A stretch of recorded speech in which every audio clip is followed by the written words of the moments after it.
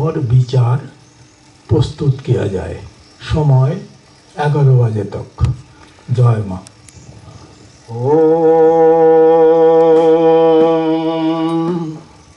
नमो ब्रह्मादिभ्यो ब्रह्म विद्या संप्रदाय कर्तृभ्यो वंशर्षिभ्यो महद्भ्यो नमो गुरुभ्यः। सर्वोपप्लवरहितः प्रज्ञानघनः प्रत्यगर्थो ब्रह्मैवाहमस्मि ब्रह्मैवाहमस्मि।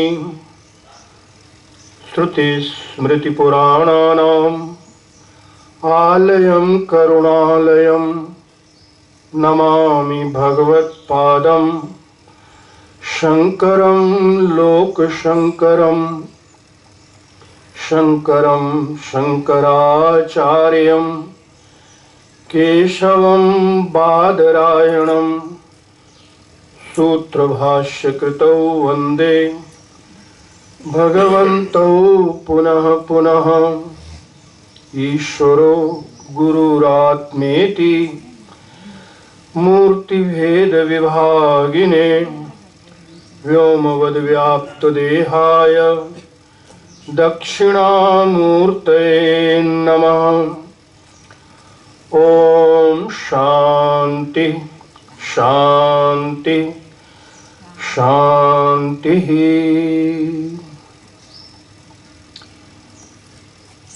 सामवेदीय तलवकार शाखीय केनोपनिषद, जिसका आलंबन करके हम सभी उपनिषद प्रतिपाद्य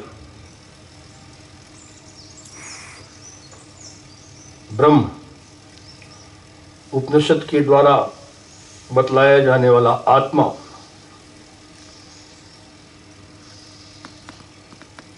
उसका विचार हम सब कर रहे हैं।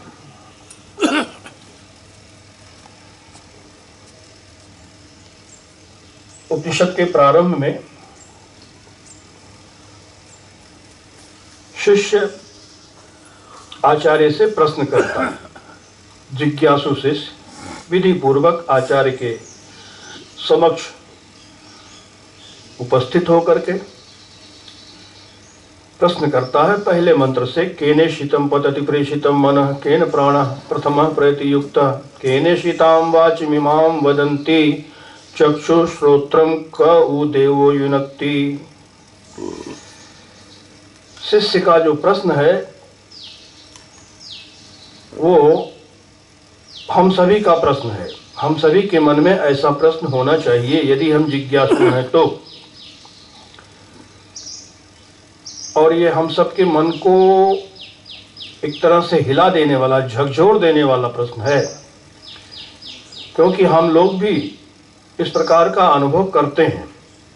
कभी हम कर्म के करने में अपने आप को स्वतंत्र मानते हैं, स्वतंत्र पाते हैं, और कभी पराधीन महसूस करते हैं। तो ऐसी स्थिति में लगता है कि जैसे हमारी स्वतंत्रता है, हम कुछ भी कर सकते हैं, लेकिन अत्यंत स्वतंत्र अवस्था में भी कई बार कुछ परिच्छेद हमको परतंत्र बनाते हैं, ऐसा भी लगता है। तो इसीलिए शिष्य का प्रश्न है कि जो सबका प्रवर्तक है, जो मन आदि का प्रेरक है, प्राण आदि का प्रेरक है, वो कौन है? मैं हूं अथवा कोई मुझसे भिन्न है?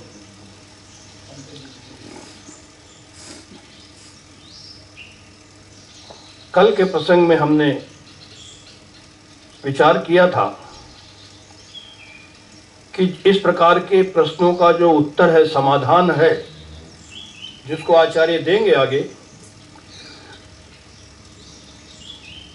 उसको समझने के लिए, उसको आत्मसात करने के लिए साधक में कुछ संपत्ति की अपेक्षा होती है जिसको शास्त्र बतलाता है। यदि साधक के अंदर, जिज्ञासु के भीतर, जिज्ञासु में ये संपत्तियां नहीं हैं तो वो इस उपनिषद ज्ञान का अधिकारी नहीं है। सुनेगा तो सही, थोड़ा बहुत समझ में भी आएगा, लेकिन जो ज्ञान का फल है वो प्राप्त नहीं हो सकता, क्योंकि उसमें साधन संपत्ति नहीं है। अब हम कितना भी अच्छा उपदेश करें, कितनी भी अच्छी अच्छी बातें बताएं,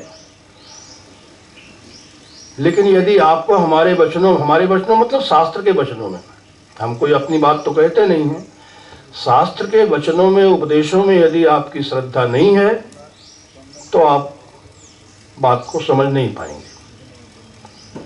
सुनने में अच्छा तो लगेगा, क्योंकि ये आत्मविज्ञान है। आप ही, हमारे गुरुदेव कहते थे, ये आपकी कथा है। हम कोई राम कथा, कृष्ण कथा नहीं कर रहे हैं, ये हम आत्मकथा, आप सबकी कथा है।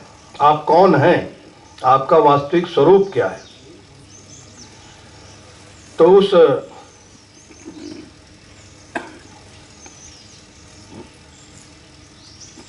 सूक्ष्म तत्व को समझने के लिए कर्म, उपासना और योग ये परंपरा साधन माने गए हैं।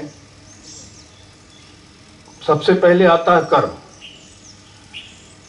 जिसको शास्त्रों में विहित कर्म कहते हैं, नियत कर्म कहते हैं, अथवा धर्म भी कहते हैं। स्वधर्म, स्वधर्मे निधनम श्रेयः परधर्मो भयावह, भगवान कृष्ण गीता में कहते हैं। तो जिस सबका अपना स्वधर्म है, हर वर्ण का, हर आश्रम का अपना स्वधर्म है, उसी को कर्म कहता है शास्त्र। वही कर्म है उसका, जिसका जो स्वधर्म है वही उसका कर्म है। तो अपने स्वधर्म का पालन करके ही अंतःकरण की शुद्धि होती है, वो भी जब निष्काम भाव से किया जाए तब। ये साधन है, परंपरा साधन है। भगवान कृष्ण गीता में स्वे स्वे कर्मणि अविरतः संसिद्धिम लभते नरः, ये उनका वाक्य है। यतः प्रवृत्तिर्भूतानां येन सर्वमिदं ततं स्वकर्मणा तमभ्यर्च्य सिद्धिं विन्दति मानवः। ये भी गीता के 18वें, जिससे सारी प्रवृत्ति हो रही, जिसके कारण से, जो सभी प्रवृत्तियों का कारण है, और जो येन सर्वमिदं ततं, जिससे ये सारा का सारा जगत व्याप्त किया हुआ है, अपने कर्मों के द्वारा उसकी आराधना करके, अभ्यर्चना करके, स्वकर्मणा तम अभ्यर्च्य सिद्धिम विन्दति मानवः, मनुष्य सिद्धि को प्राप्त कर लेता है। सिद्धि का तात्पर्य वहां है अंतःकरण की शुद्धि। तो कर्म के द्वारा जब अंतःकरण की शुद्धि हो जाती है, तब आता है उपासना का प्रसंग, भक्ति। क्योंकि भक्ति वही कर सकता है जिसका अंतःकरण शुद्ध है। जो वास्तविक भक्ति है, सच्ची भक्ति है, वो शुद्ध अंतःकरण से ही हो सकती है। यदि अंतःकरण में संसार की कामना है, संसार की इच्छा है, संसार के विषय हैं, संसार की चाहना है, सांसारिक वासना है, तो ऐसा अशुद्ध मन क्या भक्ति करेगा।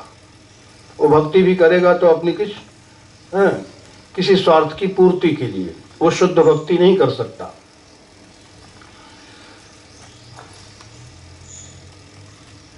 अर्थात जब तक संसार में राग है, तब तक परमात्मा से अनुराग संभव नहीं है। तो सारे राग जब खत्म हो जाए, अंतःकरण शुद्ध होगा, तो ईश्वर की भक्ति होगी, और उस भक्ति के फलस्वरूप चित्त शांत, स्थिर, एकाग्र हो जाता है।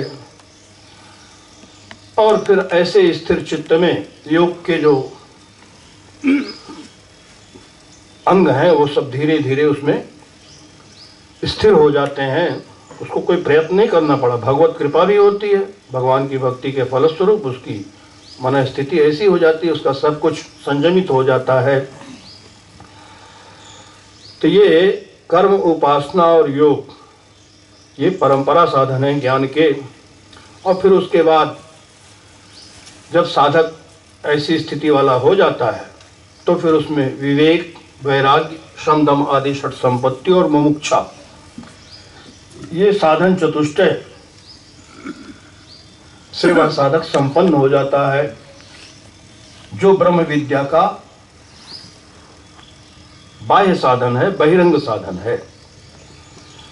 और फिर उसके बाद इन साधनों से मुमुक्षा तक, जब उसमें मुमुक्षा जाग जाती है, तब वह साधक गुरु उपसति पूर्वक, जैसा यहाँ शिष्य जाकर के गुरु से प्रश्न कर रहा है, वेदांत का श्रवण मनन निधिध्यासन करता है, जो ब्रह्म विद्या का अंतरंग साधन है। और फिर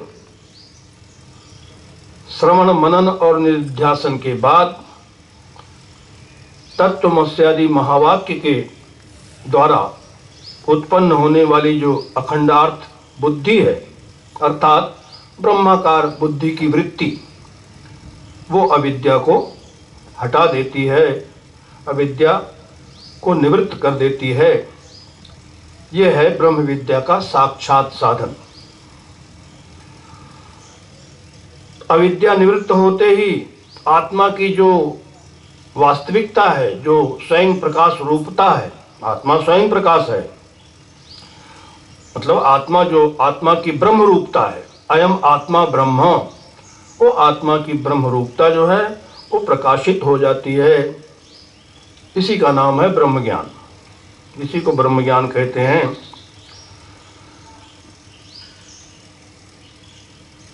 तो जिज्ञासा पूर्वक श्रवण करना,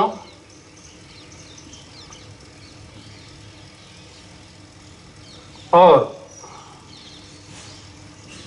श्रवण का अर्थ बताया है शास्त्रों। श्रवण मतलब तात्पर्यावधारणम, तात्पर्य का निश्चय हो जा। हम सुने हैं, हमने बहुत सुना, तो सुनने का अर्थ क्या हुआ कि जो उपदेश का तात्पर्य है वो हमने जान लिया, ये हुआ सुनना।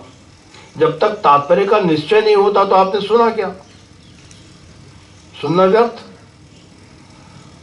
तो सुनने का ही मतलब है, जब जिज्ञासा पूर्वक श्रवण करेंगे तो तात्पर्य का निश्चय अवश्य होगा। जिज्ञासा ही नहीं, आपको प्यास ही नहीं, हम क्या पानी पिला सकते हैं? पानी तो है, हम दे भी रहे हैं, लेकिन आपको प्यास नहीं है तो कौन, फायदा क्या है? प्यास तो तभी बुझेगी जब पानी पिएंगे, और पानी तब पिएंगे जब आपको प्यास लगी होगी। तो प्यास होनी चाहिए, ज्ञान की पिपासा इसको कहते हैं ना।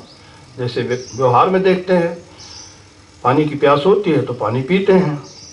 तो जिसको पिपासा है उसी को शांति मिलेगी, सुन करके वही अपनी प्यास बुझाएगा। तो इसके लिए जिज्ञासा चाहिए। जिज्ञासा पूर्वक जब श्रवण करेंगे और युक्ति पूर्वक, युक्ति जो शास्त्र ने दे रखा है, युक्ति पूर्वक मनन करेंगे। भाष्यकार कहते हैं श्रुतिमतस् तर्को अनुसंधीयताम, दुस्तर्कात् सुविरम्यताम श्रुतिमतस् तर्को अनुसंधीयताम। श्रुति सम्मत तर्कों के द्वारा, युक्तियों के द्वारा मनन करना चाहिए, चिंतन करना चाहिए, विचार करना चाहिए। और फिर विचार के फलस्वरूप युक्ति पूर्वक जब विचार करते हैं, तब जो सुना हुआ, मनन किया हुआ अर्थ है उसका निश्चय हो जाता है, और कोई दूसरा तरीका नहीं है। यही तत्व ज्ञान का क्रम है जो शास्त्रों में बतलाया गया है।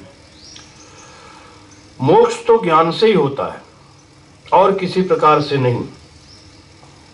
ऐसा निश्चय करके ही शिष्य आचार्य से प्रश्न करता है, हे गुरुदेव, केने सितम पतति प्रेषितम मनः, ये मन किसकी इच्छा से, किससे प्रेरित होकर के अपने विषयों में जाकर के गिरता है, विषयों में जाता है। क्योंकि हम देखते हैं विषयों में गिरता है, मतलब इससे पता लगता है कि कभी कभी मन जो है, हमारी इच्छा तो नहीं है लेकिन अनिच्छा पूर्वक भी मन की गति होती है। तो वो जो प्रेरणा करने वाला है मन आदि का, वो इसी शरीर में है अथवा इस शरीर से भिन्न अलग कोई स्वतंत्र वस्तु है, किसी स्वतंत्र वस्तु में है,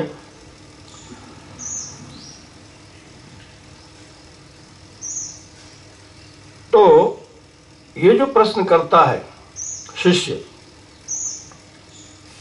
ये अध्यात्म तत्व का जिज्ञासु है। वो जानता है कि इच्छा करने वाला तो मैं स्वयं हूं, मैं इच्छा करता हूं।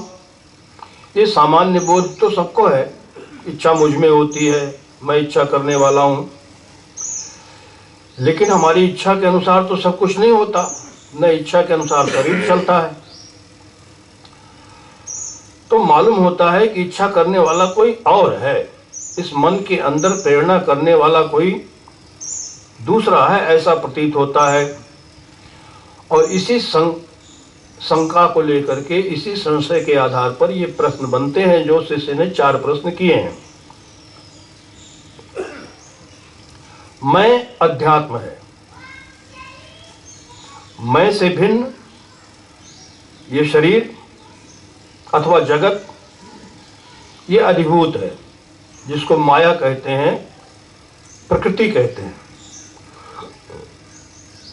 और मैं से भिन्न कोई चेतन देवता है, या उस चेतन देवता का भी जो ईश्वर है वो अधिदैव है।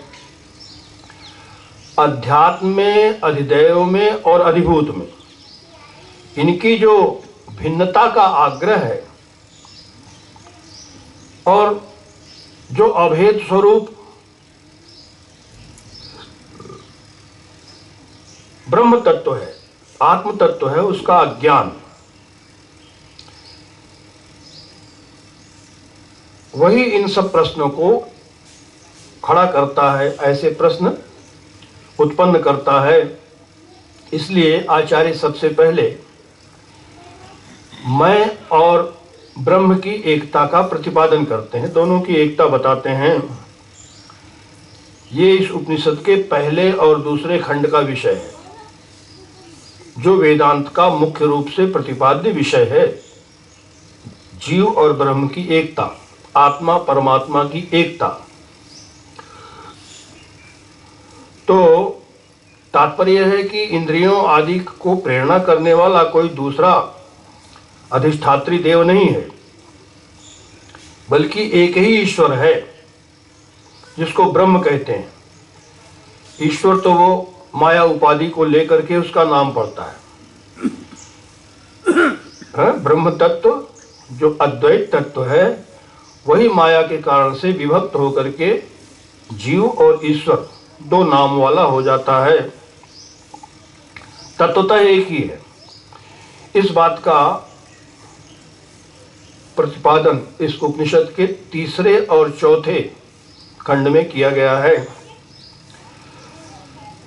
तो अब इस प्रश्न के उत्तर रूप में कि किसकी इच्छा विशेष से, किसकी प्रेरणा से मन विषयों में जाता है, प्राण को कौन नियुक्त करता है,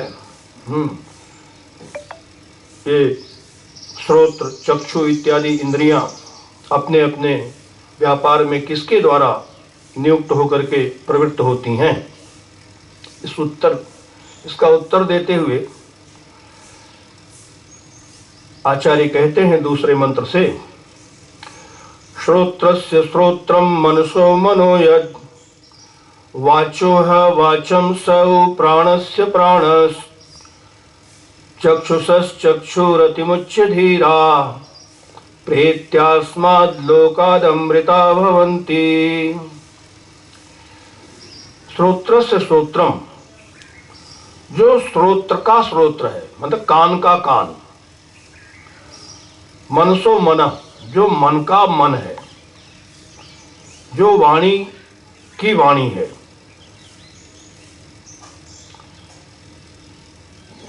और जो प्राण का प्राण है, जो नेत्र का नेत्र है, इस रूप में उपदेश कर रहे हैं। धीराः अतिमुच्य, कहते हैं धीर पुरुष, उसको जान करके जो श्रोत्र का श्रोत्र है, जो मन का मन है, जो वाणी की वाणी है, जो नेत्र का नेत्र है, उसको धीर पुरुष ही जानते हैं।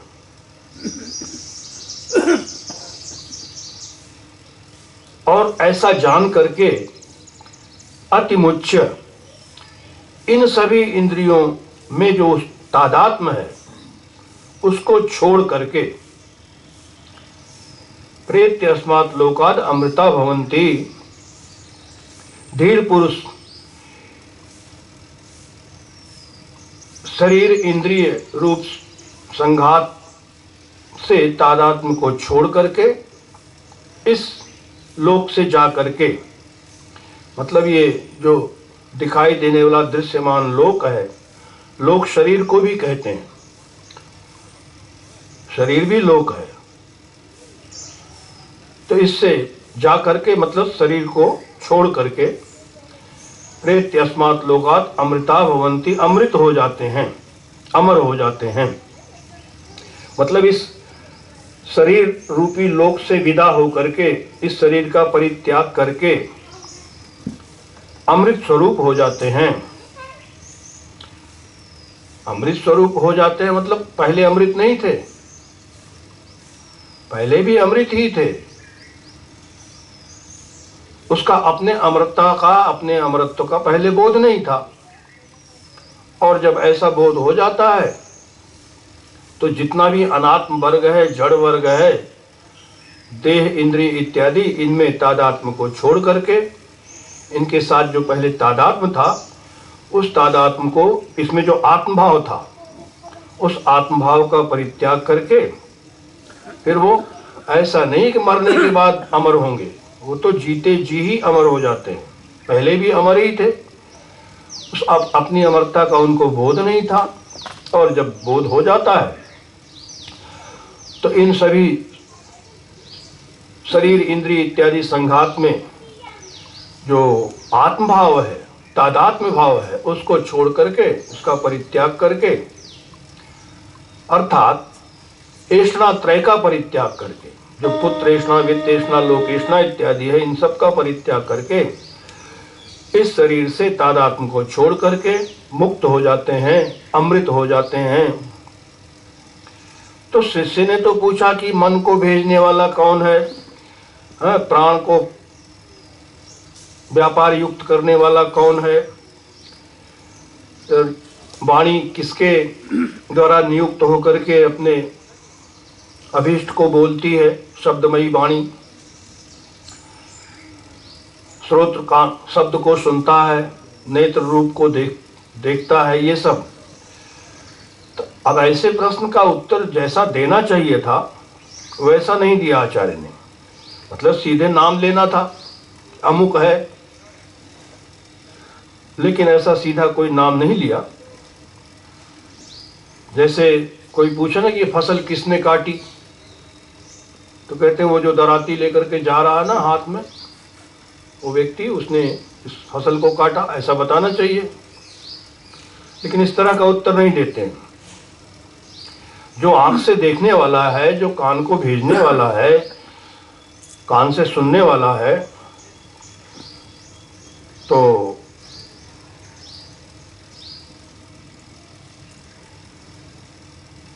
इसीलिए क्योंकि ये उपनिषद है और उपनिषद जो है वो विशिष्ट बात को बतलाती है, विशिष्ट रूप से बतलाती है। अब आप विचार कीजिए इस उत्तर के ऊपर। ऐसे तो ये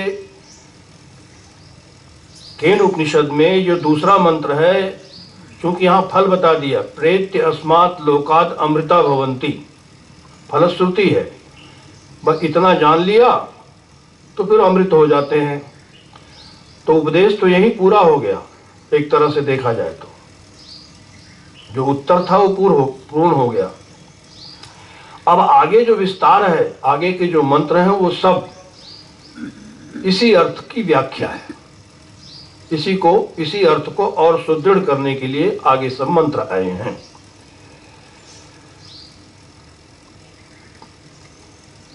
तो देखिए, आंख से तो सभी देखते हैं, लेकिन जिसके पास आंख नहीं है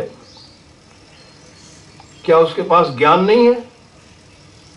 आंख वाले को ज्ञान नहीं होता जो बिना आंख वाला है? आंख से तो हम सब देखते ही हैं। तो ज्ञान उसमें भी होता है जिसके पास आंख नहीं होती है।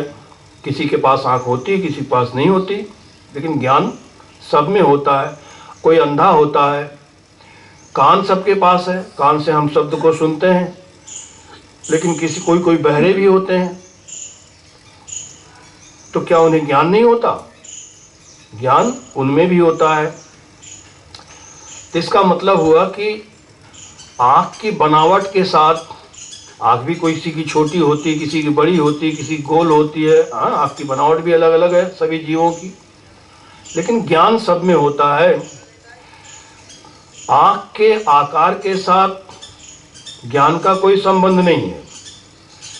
किसी की आंखें बहुत दूर तक देख लेती हैं, किसी का कान बहुत दूर की बात शब्द भी सुन लेता है, ये सब देखा जाता है, लेकिन ज्ञान सबको होता है। तो ये जो इंद्रिय, प्राण, मन, अंतःकरण और इन सब का जो संघात है देह, और इन सब संघात का जो अभिमानी है जीवात्मा, मैं जो कहता है, उस मैं जीवात्मा को ये शिष्य, अध्यात्म तत्व का जिज्ञासु जो शिष्य है, वो जानना चाहता है। जानता है वो उस अध्यात्म मैं को, वह जानता है। जैसे हम लोग कहते हैं मैं सुनता हूं, मैं देखता हूं, मैं जानता हूं इत्यादि रूप से। अब मैं ही इनको नियुक्त करता हूं, ये भी जानता है वो। भाई मैं आंख से जब देखूंगा तभी तो हमको रूप दिखाई पड़ेगा, कान से सुनूंगा तो शब्द सुनाई पड़ेगा। लेकिन बार बार ऐसा होता है कई बार कि बिना इच्छा के भी, अथवा इच्छा करने के अनुसार चेष्टा नहीं होती, और जैसा हम चेष्टा करते हैं, प्रयत्न करते हैं, वैसा परिणाम नहीं मिलता। इससे ये पता लगता है कि इच्छा करने वाला जो मैं हूं और इंद्रिय आदि का प्रेरक, ये दोनों भिन्न भिन्न हैं, अलग अलग हैं, ऐसा मालूम पड़ता है। और शास्त्र तो बताता ही है कि हर इंद्रिय के अलग अलग देवता हैं, सभी इंद्रियों के भिन्न भिन्न देवता हैं, अलग अलग।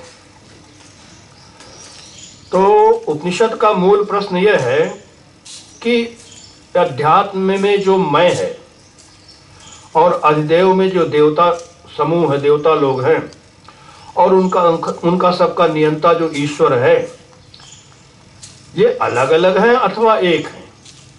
ये मूल प्रश्न है। इसलिए उपनिषद को जो उत्तर देना है आचार्य के द्वारा कि ये आत्मा मैं और अधिदेव में जो ईश्वर है,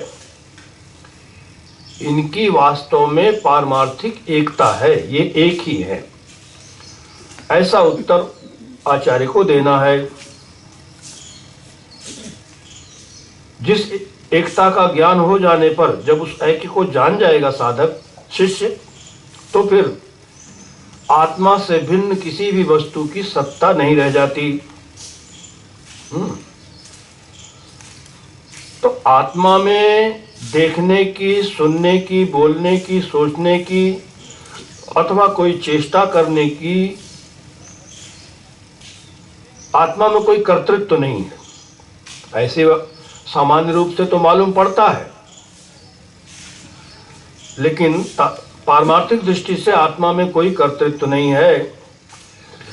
जो कर्तृत्व भासता है वो आत्मा का औपाधिक स्वरूप है, उपाधि के कारण से है। आत्मा का जो निरुपाधिक स्वरूप है उसमें कर्तृत्व भोक्तृत्व नहीं है।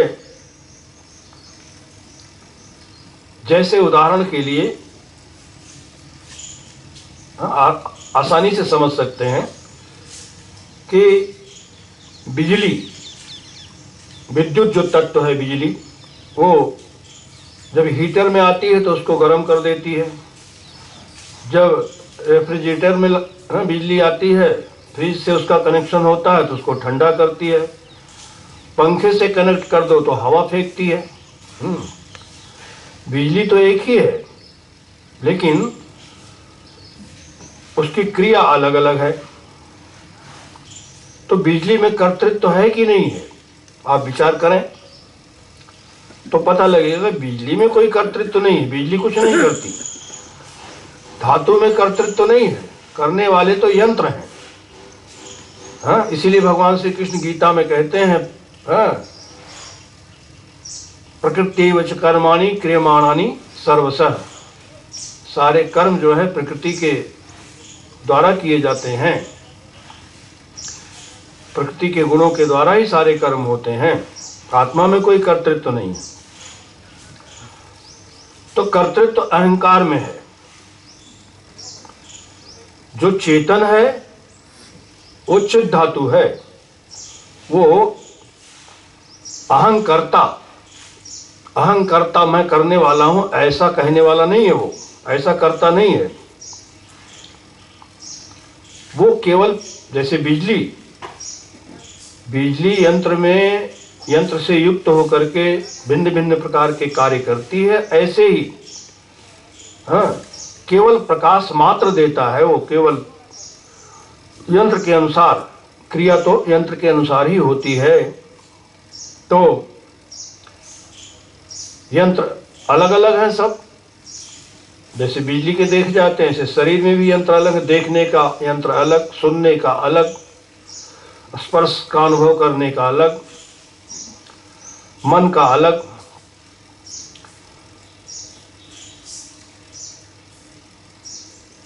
लेकिन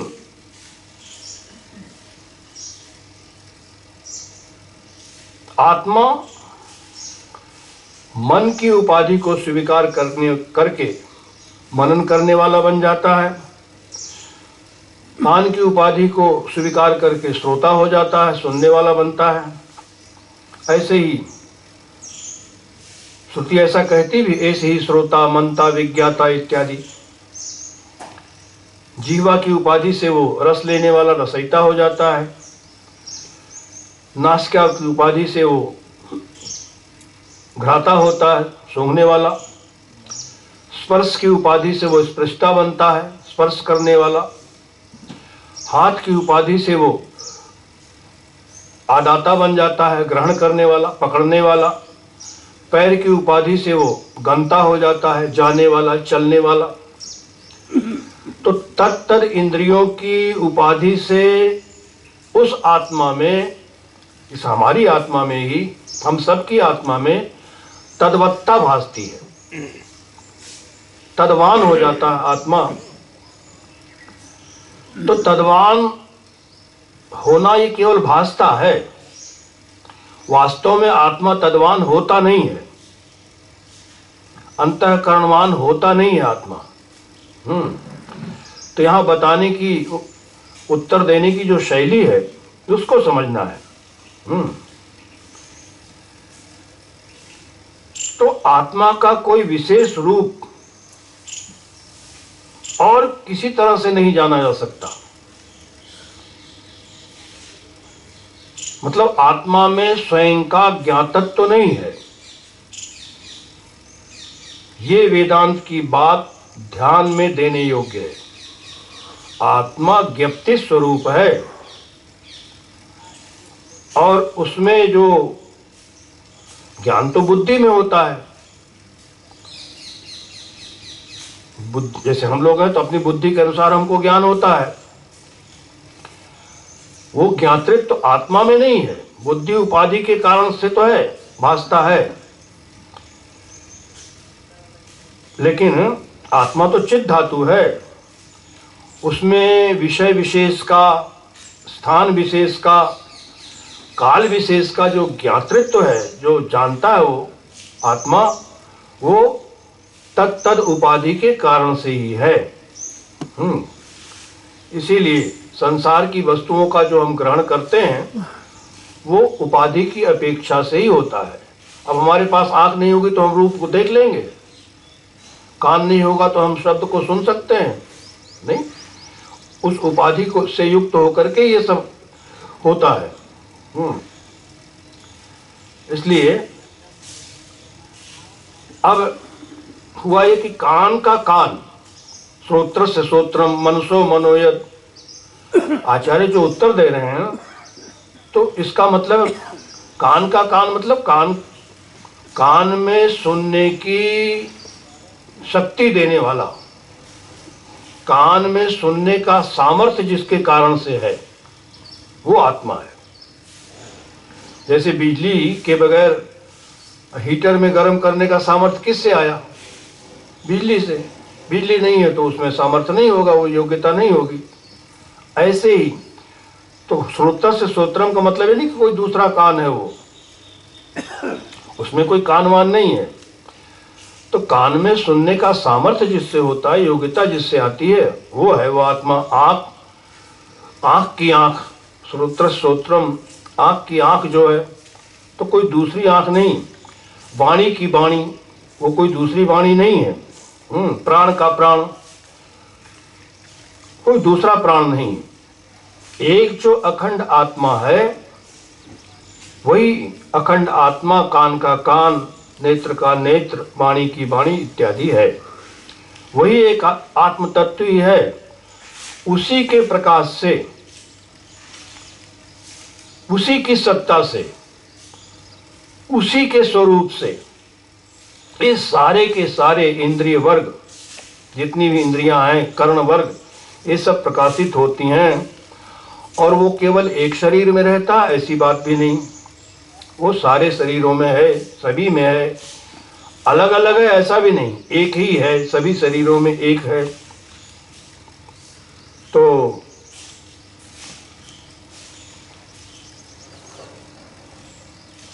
श्रुति कहती भी है, तस्य भाषा सर्वमिदं विभाति, उसी के प्रकाश से सब कुछ प्रकाशित होता है। तमेव भान्तम अनुभाति सर्वम तस्य भाषा सर्वमिदं विभाति। ये सब तभी होता है जब आप हैं, आत्मा है। अन्यथा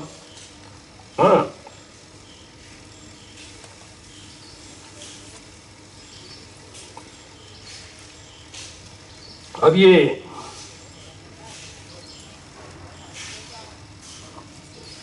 आचार्य जो उत्तर दे रहे हैं कि श्रोत्र श्रोत्रम मनसो मनोयद वाचो वाचम सौ प्राणस्य प्राणः चक्षु अतिमुच्य धीरा प्रेत्यस्मात् लोकात् अमृता भवन्ति। तो आंख ना हो तो रूप की सिद्धि नहीं होगी, कान नहीं होगा तो शब्द की सिद्धि नहीं हो सकती है। लेकिन चलो हमारे पास आंख है, रूप भी सामने है, लेकिन प्रकाश ही ना हो। सूर्य का प्रकाश अथवा कोई भी प्रकाश ना हो तो रूप दिखेगा?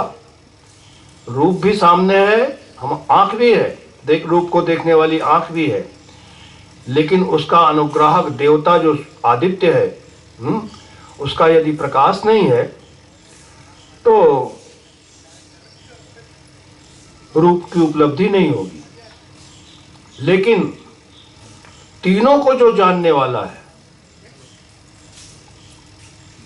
आंख को भी, रूप को भी और प्रकाश को भी, तीनों को जो जानने वाला है वो तो स्वयं प्रकाश आत्मा है। जब मैं ही नहीं हूँगा, मैं ही नहीं रहूँगा, तो ये रूप है, ये आंख है, ये प्रकाश है, इसको कौन जानेगा? ऐसा वो जो तीनों को जानने वाला है वो आत्मा स्वयं प्रकाश है।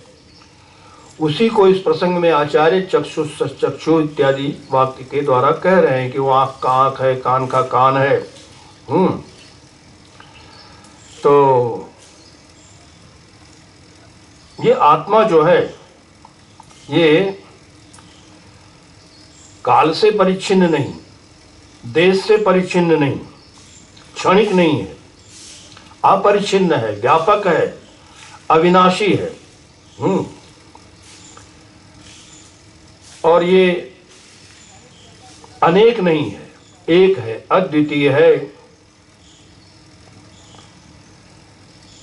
अब ये बड़ी चमत्कार की बात, कहते हैं एक ऐसी चीज है, आप सभी अनुभव करते हैं यदि विचार करते हो तो, कि जो जागृत, स्वप्न, सुषुप्ति तीनों अवस्था में रहती है।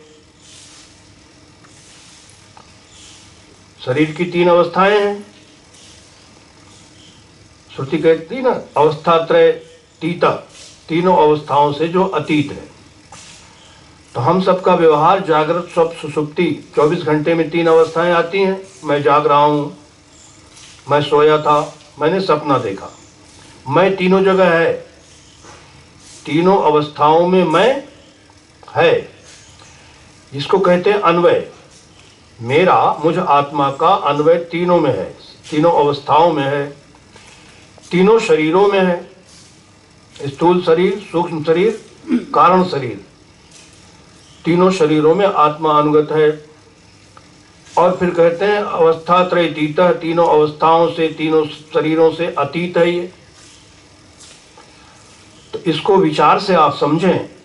एक तो अन्वय हो गया, आत्मा सब में अनुगत है, सारी सृष्टि में व्याप्त है, और सृष्टि से परे भी है। परे कैसे है? तो कहते हैं देखो, मैं जागृत को देखता हूं, जानता हूं, जान रहा हूं कि नहीं कि ये जागृत अवस्था है, मैं जग रहा हूं। तो जिसको जाना जाता है और जो जानने वाला है वो अलग अलग होते हैं। दृश्य और दृष्टा, मैं देख रहा हूं तो जो दिखाई दे रहा है दृश्य, और देखने वाला मैं, दोनों अलग अलग हैं, एक नहीं है। तो ये हो गया व्यतिरेक। आत्मा का अन्वय भी है तीनों अवस्थाओं में, और आत्मा तीनों अवस्थाओं से अलग भी है, भिन्न भी है। इसको अन्वय व्यतिरेक से उस अपने आत्म तत्व को समझना पड़ता है, समझना चाहिए कि जो तीनों अवस्था में है और तीनों अवस्थाओं से पृथक भी है। दृष्टा कभी दृश्य नहीं होता, ज्ञाता कभी ज्ञेय नहीं होता। ज्ञेय अलग है, ज्ञाता अलग है। तो इस अन्वय व्यतिरेक से भी आत्म तत्व का अनुसंधान करना चाहिए। अब जो कुछ भी धन संपत्ति, जो भी वस्तु हमको जागृत में दिखाई पड़ती है, जागृत में हमारे पास है, वो सपने में नहीं है। और सपने में भी जो कुछ भी धन संपत्ति हम देखते हैं, जगने के बाद वो कुछ नहीं रहती है। लेकिन एक ऐसी चीज है जो सभी अवस्था में रहती है, जागृत में भी है, स्वप्न में भी है, और जहां सुसुप्ति है, अज्ञान है, अंधकार है, वहां भी है वो। मतलब जो सृष्टि होने में, प्रलय होने में, स्थिति होने में सब जगह बदलती नहीं है, सब जगह रहती है। अनेक कोटि ब्रह्मांड बनते बिगड़ते रहते हैं, होते रहते हैं, लेकिन जिसका कोई और शोर नहीं है।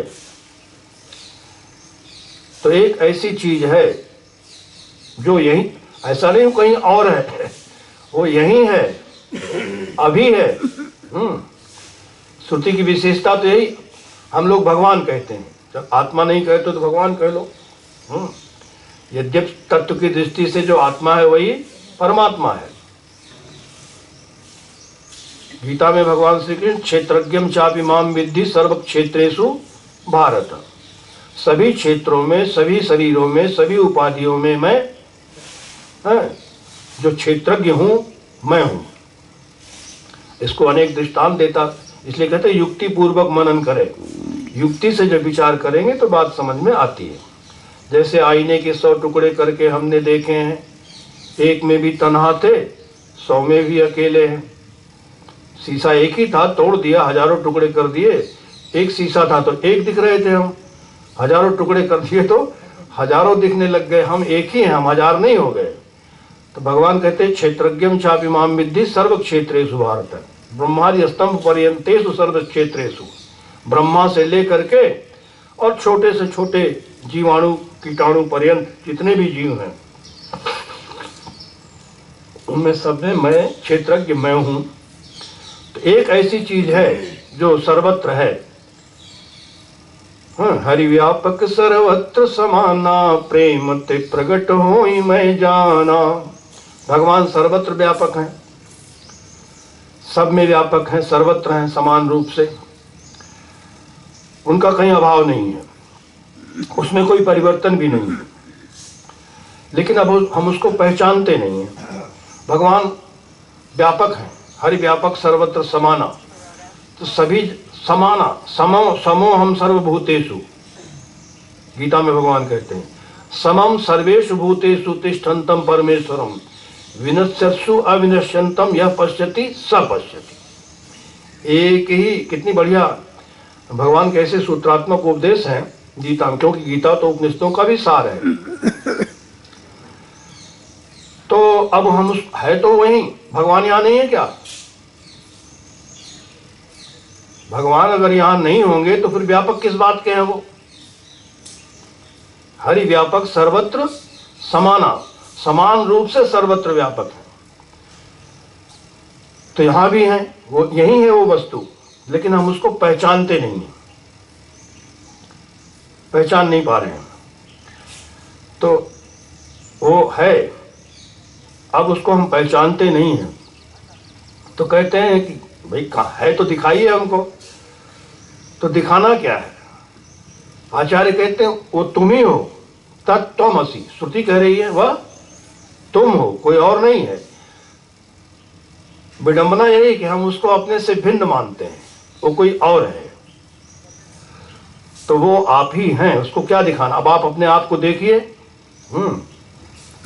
तो ये चमत्कार है, ये वेदांत का चमत्कार है कि वो जो है वो अपूर्व है, अनपर है, अनंतर है। श्रुति ऐसा अपूर्वम अनपरम अनंतरम इत्यादि वाक्य से सबाह्याभ्यंतर, वो बाहर भी है भीतर, बाहर भीतर तो ये सब परिच्छेद हमारा अंतःकरण के कारण से है, शरीर के कारण से है। हम शरीर से युक्त होके बोलते हैं तो बाहर भीतर ये सब भेद कर लेते हैं। शरीर को हटा दीजिए, है तो कठिन, क्योंकि शरीर के साथ तादात्म्य छोड़ना, और बिना उस तादात्म्य को छोड़े हुए ज्ञान होगा नहीं है। इसलिए रमण महर्षि कहते हैं स्वरूप धीरात्मनि यावदस्ति,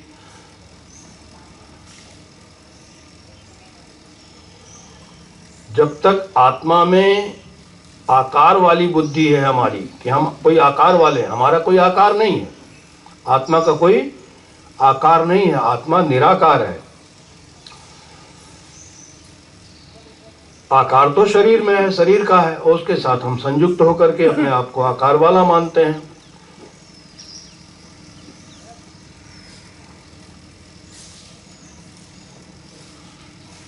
स्वरूप धीरात्मनि यावदस्ति, अरूप आत्मा यदि कह प्रपश्येत सा दृष्टि रेखा नवधिरी पूर्णा।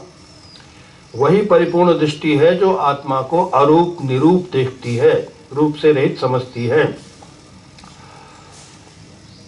तो वो बाहर भी है भीतर भी है, और उसमें बाहर भेद का कोई, बाहर और भीतर का कोई भेद ही नहीं है। वो बाहर भी है भीतर सर्वत्र है। तो वास्तव में वह आप हैं। तो अब वो कैसा है? वो तो कहते हैं जैसे आप हैं, जैसा आप हैं वैसे ही वह है। तो किसी भी प्रकार से, किसी भी प्रकार के भेद से, परिच्छेद से वो भिन्न नहीं होता।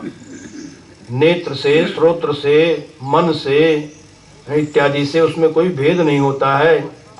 देश काल वस्तु इत्यादि भेदों को लेकर के उसमें कोई भेद नहीं होता है। तो ये सारे के सारे भेद उसमें कल्पित हैं, वास्तव में उसमें कोई भेद नहीं है।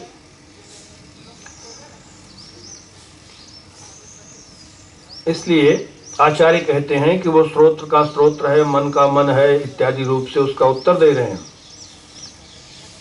अर्थात जिसके कारण से ये सब इंद्रियां अपना व्यापार करती हैं, जो इन सब के व्यापार में निमित्त है, जिनके कारण से इनमें सामर्थ्य आ रहा है, वो है। और वो कोई और नहीं, वही आपकी आत्मा है। और वो आत्मा स्वयं प्रकाश है। उसको अपने प्रकाशन के लिए किसी अन्य की अपेक्षा नहीं है। मैं हूं, इसको हमको किसी से पूछना पड़ेगा क्या? सभी जानते हैं मैं हूं, लेकिन मैं कौन हूं ये नहीं जानते। मैं के साथ है, मैं मनुष्य हूं, मैं ब्राह्मण हूं, मैं सन्यासी हूं, मैं अमुक हूं, मैं स्त्री हूं, मैं पुरुष हूं। कितनी दृढ़ निष्ठा बना रखी है इस शरीर के साथ। करना इतना ही है कि जितनी जैसी दृढ़ निष्ठा हमको अपने शरीर को लेकर के है कि मैं पुरुष हूं। भगवान शंकर भी आके बोले हैं कि तुम पुरुष नहीं स्त्री हो, तो हम मानेंगे। भगवान भी आके कहे हैं कि तुम स्त्री हो, पुरुष नहीं हो, तो हम मान लेंगे। हम जानते हैं हम पुरुष, हम स्त्री। माताएं जानती हैं हम स्त्री, हम पुरुष नहीं हैं। या हम मनुष्य हैं, चलो हम सभी मनुष्य हैं।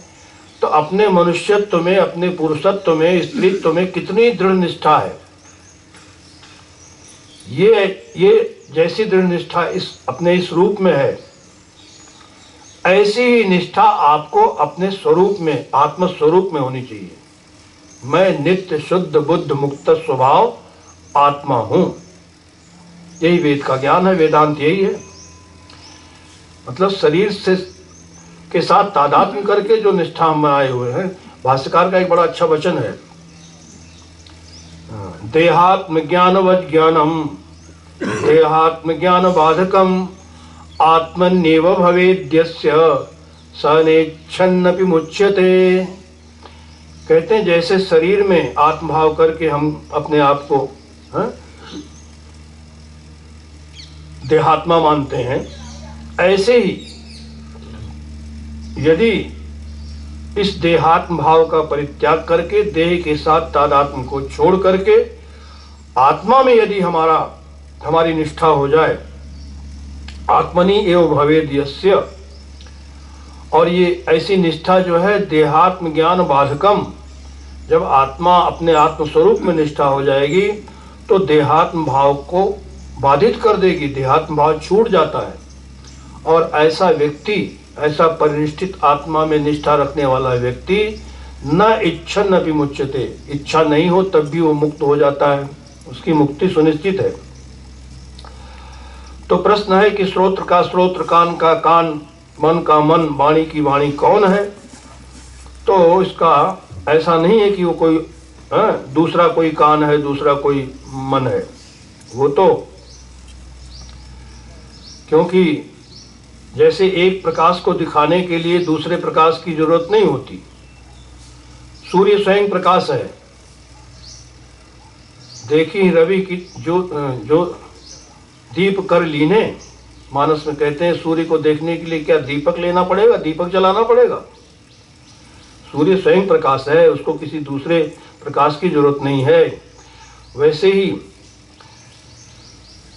दूसरा कोई कान नहीं, एक कान को बताने के लिए दूसरे कान की जरूरत नहीं होती। जो कान का कान है, जो श्रोत्र का श्रोत्र है। तो तात्पर्य यह है कि जो कान में सुनने की शक्ति है, जो आंख में देखने की शक्ति है, जो वाणी में बोलने की शक्ति है, जिसके कारण से वो है, वही आत्मा है, वही ब्रह्म है। बोलते तो हम हैं वाणी से, लेकिन इस वाणी में जो बोलने की शक्ति है वो जिसकी है, जिस शक्ति से वाणी बोल रही है, भाषण कर रही है, वो शक्तिमान जो है वही है आपकी आत्मा। तो सभी में एक ही वस्तु बैठी, ऐसी वस्तु है जो जिसके कारण से आंख आंख बनी हुई है, कान कान बना हुआ है। जो कान शब्द को प्रकट करता है, वो कब सुन सकता है? जब इसके भीतर चैतन्य आत्मज्योति है और उसके बिना ये कान नहीं सुन सकता है। तो वही मुख्य है।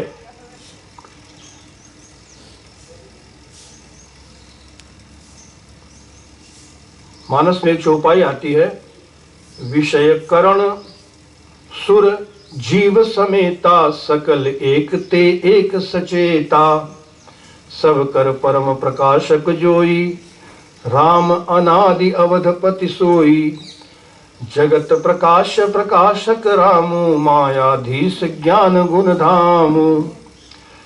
इंद्रियां, करण, विषय, विषय की अपेक्षा इंद्रियां सूक्ष्म हैं, इंद्रियों की अपेक्षा इसके देवता सूक्ष्म हैं, देवताओं की अपेक्षा जीवात्मा सूक्ष्म है, और इस जीवात्मा की अपेक्षा भी विषय करण सुर जीव समेता, सकल एक ते एक दूसरे से सूक्ष्म है, सचेत है। विषय तो है, अगर इंद्री नहीं होती किस काम की? आंखें नहीं है तो रूप क्या देखेंगे? ऐसे ही आंख तो है, लेकिन आंख के देवता का अनुग्रह नहीं है, आदित्य ही नहीं है, प्रकाश ही नहीं है, तो आंख कैसे देखेगी? और सब कुछ है, लेकिन इस जीव ही नहीं है शरीर में, तब भी कुछ नहीं जाना जा सकता। लेकिन इन सभी का जो परम प्रकाशक है, चैतन्य ब्रह्म, व्यापक ब्रह्म, वो उसी से ये सब प्रकाशित हैं, वही सबका परम प्रकाशक है। उसी को राम कहते हैं, कभी वो राम बन जाता, आत्मा राम। तो सारा जगत प्रकाश्य है, और संपूर्ण जगत का प्रकाशक वो आपका आत्मा राम है। इसी बात का उपदेश आचार्य बड़ी विलक्षण रीति से कर रहे हैं, और आगे भी इसी प्रकार से उस तत्व का उपदेश करेंगे, जिसका विचार हम लोग आने वाले दिनों में करेंगे। ओम पूर्णमदः पूर्णमिदं पूर्णात् पूर्णमुदच्यते, पूर्णस्य पूर्णमादाय पूर्णमेवावशिष्यते। ओम शांति शांति शांति। शंकरं शंकराचार्यं केशवं बादरायणं, सूत्रभाष्य कृतौ वंदे भगवन्तौ पुनः पुनः। ईश्वरो गुरुरात्मेति मूर्ति भेद विभागिने, व्योमवद् व्याप्त देहाय दक्षिणामूर्तये नमः। ओम शांति शांति शांति।